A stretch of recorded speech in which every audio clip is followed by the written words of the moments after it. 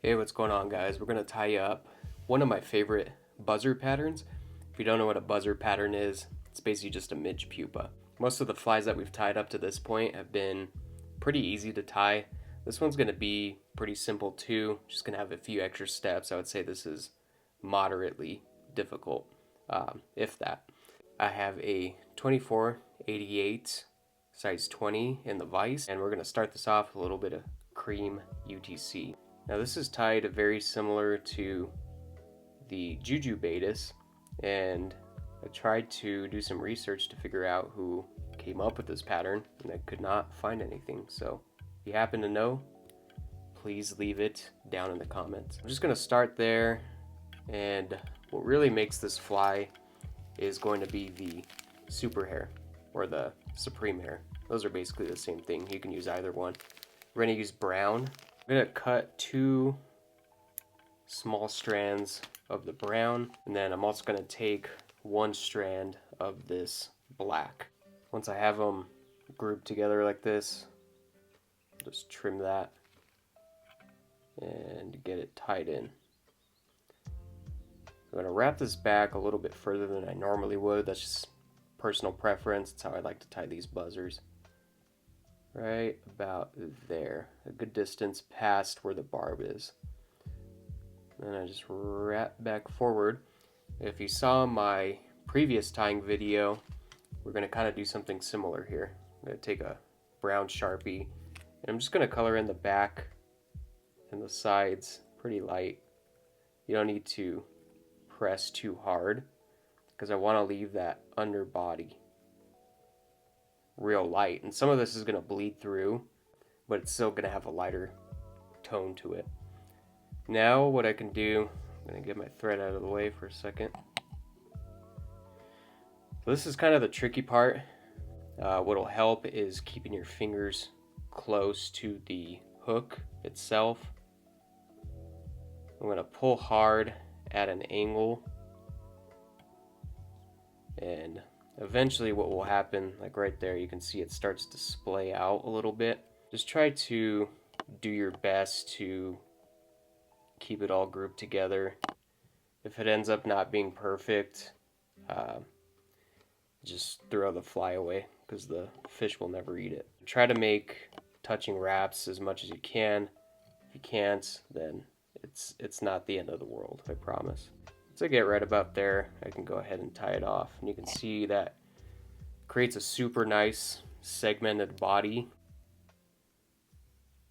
Go ahead and tie that off, and then try to trim that pretty flush to the hook shank. Make a quick 2-turn whip finish there, and then we'll trim that off. The real magic of this fly, I think, is in this next step with the rusty brown Vivis. We're going to put this on the head. I'll start that right behind the hook eye, wrap about halfway back, and then trim. That way when I have a tag end sticking out, I can wrap over the tag end.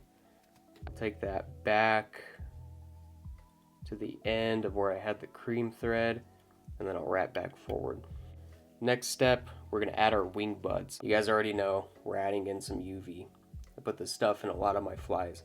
We're going to use this Flashaboo as opposed to the Crystal Flash, just because this is flat and it's going to lay a little bit nicer.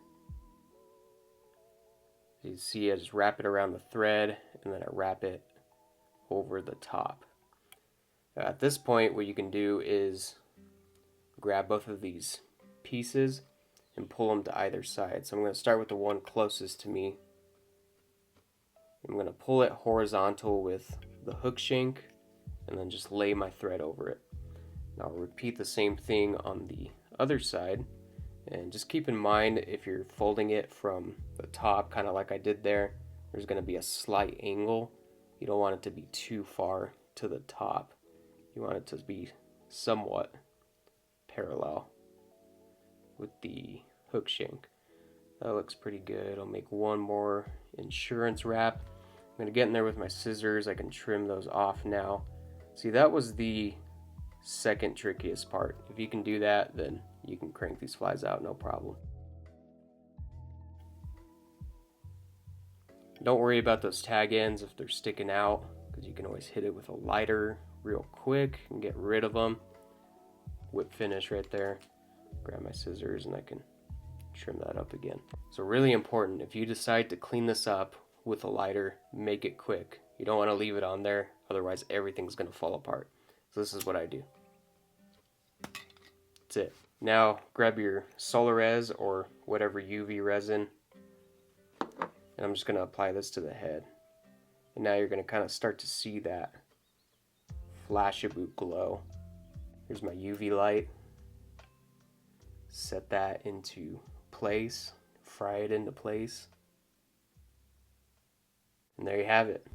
That is the Noon Midge. If you guys fish any other buzzer patterns, let me know in the comments down below. But definitely pick up some of this super hair. There's so many cool things that you can do with this. If you're gonna buy some, I would say just go all out and buy an assortment of different colors, because the possibilities are endless. Anyways, guys, I hope you enjoyed this. Fish the heck out of this, and I hope you catch a nice fish on it. Thanks for watching. We'll see you in the next one.